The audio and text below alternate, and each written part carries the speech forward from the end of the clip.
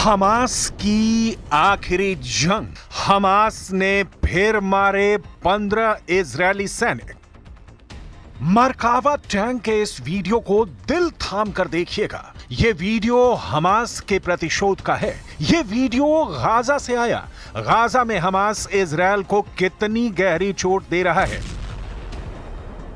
उसे समझने के लिए आपको इस वीडियो को देखना जरूरी है। इजरायल का बुलडोजर एक बख्तरबंद गाड़ी को खींच कर ले जा रहा है। इन दोनों के पीछे आ रहा है इजरायल का शक्तिशाली टैंक मरकावा। और फिर वही होता है जिसके बारे में सपने में भी नेतन्याहू की फोर्स सोच नहीं सकती थी। एक बार फिर देखिए।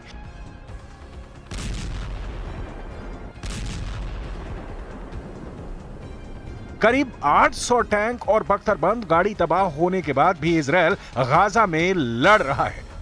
यही है हमास की वो अदृश्य ताकत जिसके सामने इजरायली फोर्स बेबस नजर आ रही है। सिनवार को मार दिया, हमास के सैकड़ों बड़े कमांडरों को मिट्टी में मिला दिया, गाजा को खंडहर बना दिया, लेकिन हमास अभी भी जिंदा है।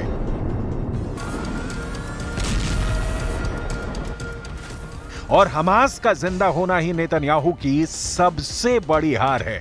हमास की जीत और नेतन्याहू की हार की पूरी कहानी कुछ ही मिनटों में आपके सामने होगी, लेकिन पहले सुनिए हमास पर क्या कह रहे हैं ईरान के supreme leader Ayatollah Ali Khamenei.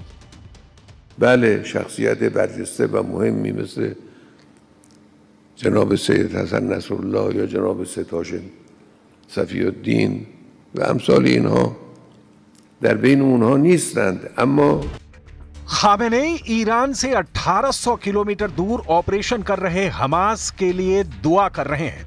इस बीच इजरायल के लिए गाजा से बहुत बुरी खबरें आई हैं। हमास ने बेत लाहिया में 15 इजरायली सैनिकों को मार गिराया। हमास की अल कस्साम ब्रिगेड ने ऑपरेशन को अंजाम दिया। सफातवी में मरकावा टैंक पर भी निशाना साधा। जबालिया में मोर्टार से इजरायली सैनिकों और गाड़ियों को निशाना बनाया गया।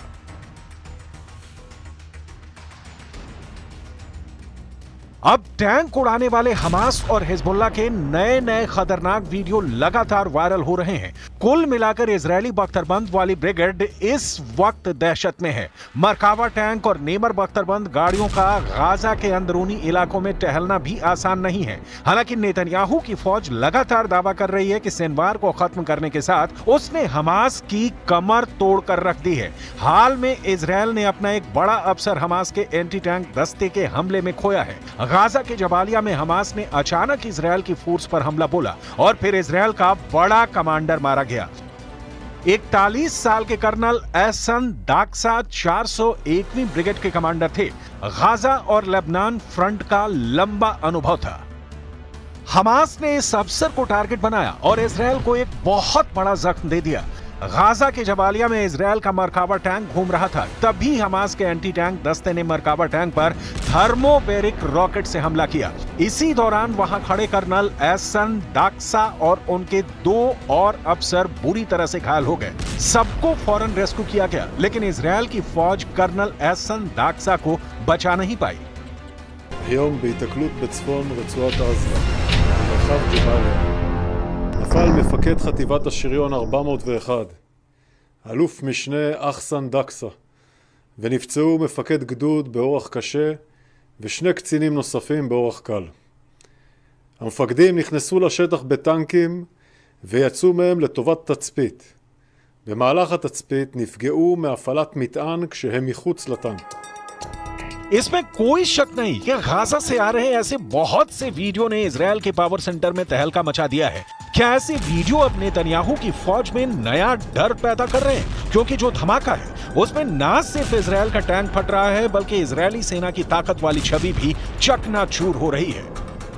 गाजा ही नहीं, दक्षिण लेबनान में चल रहे ग्राउंड ऑपरेशन में इजरायल को कई झटके लगे हैं और यही नेतन्याहू के लिए बहुत बड़ा चैलेंज बन चुका है। उनके विमानों ने आसमान से बमबारी करके तो हिजबुल्लाह को घुटनों के बल पर ला दिया है, लेकिन ग्राउंड ऑपरेशन में इजरायल को बहुत बड़े झटके लगे हैं, क्योंकि दक्षिण लेबनान और गाजा दोनों जगह से इजरायल के लिए बुरी खबरें आ रही हैं। दक्षिण लेबनान में हिजबुल्लाह का दावा है कि वो इजराइल के 100 से ज्यादा सैनिकों को मार चुका है, जबकि 7 अक्टूबर से अब तक गाजा युद्ध में इजराइल के 800 से ज्यादा सैनिक हमास के हमले में मारे जा चुके हैं। सवाल है कि इतनी लाशों को देखकर इजराइल की वॉर कैबिनेट में क्या चल रहा है? नेतन्याहू वॉर रूम में क्या फैसले कर रहे हैं? इजराइल का दावा है कि अब तक वो हिजबुल्लाह के हथियारों पर इतने बम गिरा चुका है कि उसका रॉकेट और मिसाइल वाला जखीरा सिर्फ 20% बचा है और बाकी बचे हिजबुल्लाह के लड़ाकों और उसके अड्डों को खत्म करने में ज्यादा वक्त नहीं लगेगा। लेकिन सच ये भी है कि दक्षिण लेबनान में इजराइल अब भी जूझ रहा है। 1.5 महीने के ग्राउंड ऑपरेशन में उसके कंट्रोल में ऐसा कोई इलाका नहीं है जिसे वो अपनी बहुत बड़ी जीत बता सके। התיאור של המרחב הזה הוא ייתן לנו את תנאי הבסיס מפה לעשות את הדברים הנכונים כדי שבאמת בעמק למטה יהיה בטוח. नेतन्याहू के जनरल बड़े बड़े दावे कर रहे हैं, लेकिन सच यह है कि खंडहर बन चुके गाजा और लेबनान के कई बड़े इलाकों ने अब भी इजराइल की सेना की नींद उड़ाई हुई है। गाजा और लेबनान में लाशों का पहाड़ खड़ा करने के बावजूद हमास भी बाकी है और हिजबुल्लाह भी। इजराइल के लिए मैसेज साफ है, लेबनान और गाजा में जितने इजरायली टैंक फट रहे हैं, ऐसे हर धमाकों के साथ साबित हो रहा है कि हिजबुल्लाह और हमास कमजोर नहीं हुए हैं। नसरल्लाह और सिनवार के मारे जाने के बावजूद दोनों की ताकत बरकरार है। एक तरफ लेबनान में ग्राउंड ऑपरेशन में इजराइल की सेना लगातार हमले झेल रही है, तो दूसरी तरफ गाजा में इजराइल के टैंक और बख्तरबंद गाड़ियां रोज फोड़ी जा रही हैं। बेंजामिन नेतन्याहू की सेना ने पूरे गाजा को मिट्टी में तब्दील कर दिया है और बेरूत का भी यही हाल है। दक्षिण लेबनान में तो हिजबुल्लाह के छापामार लड़ाकों ने इजराइल को फंसा कर रख दिया है। इजराइल के नए रक्षा मंत्री इजराइल काट्ज दावा कर रहे हैं कि हिजबुल्लाह हार चुका है, लेकिन दूसरा सच यह भी है कि दक्षिण लेबनान में इजराइल की फौज अब भी ग्राउंड ऑपरेशन कर रही है। बेरूत पर अब भी बम गिराए जा रहे हैं। क्या लेबनान में नेतन्याहू का युद्ध वाला मकसद पूरा हो चुका है? इस सवाल के 5 जवाब हैं जो नेतन्याहू को बहुत ज्यादा परेशान कर सकते हैं। इसकी पूरी गारंटी है। पहला जवाब, हसन नसरल्लाह के इजराइल के हमले में मौत हो चुकी है। उत्तरी इजराइल में अब भी हिजबुल्लाह के बम फट रहे हैं। तीसरा जवाब, लेबनान में 3,500 लोगों की मौत हो चुकी है, लेकिन इजराइल का युद्ध जारी है। चौथा जवाब, 1.25 महीने बाद भी इजराइल का लेबनान में ग्राउंड ऑपरेशन चल रहा है।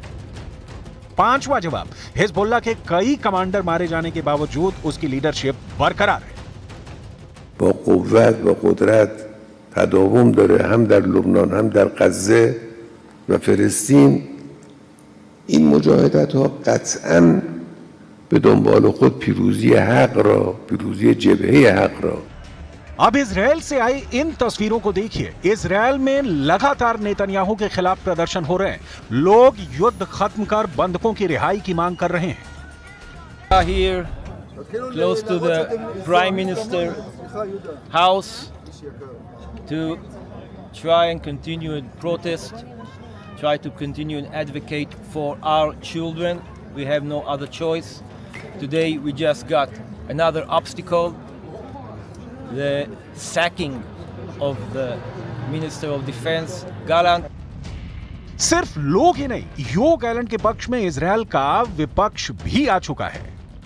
פיטורי שר הביטחון גלנט אתמול הם מעשה טירוף של ראש ממשלה לא כשיר. באמצע מלחמה, בזמן שישראל נלחמת ב7 חזיתות, נתניהו החליש ופגע בצה"ל, בכוחות הלוחמים, רק כדי להעביר את חוקי ההשתמטות. जंग अपनी जगह है, लेकिन इंसानियत और मानवीयता अपनी जगह। लेकिन इस जंग में सब स्वाहा हो चुका है। बड़े, बुजुर्ग, बच्चे, महिलाएं, सबके सामने दो तरफा मौत खड़ी है।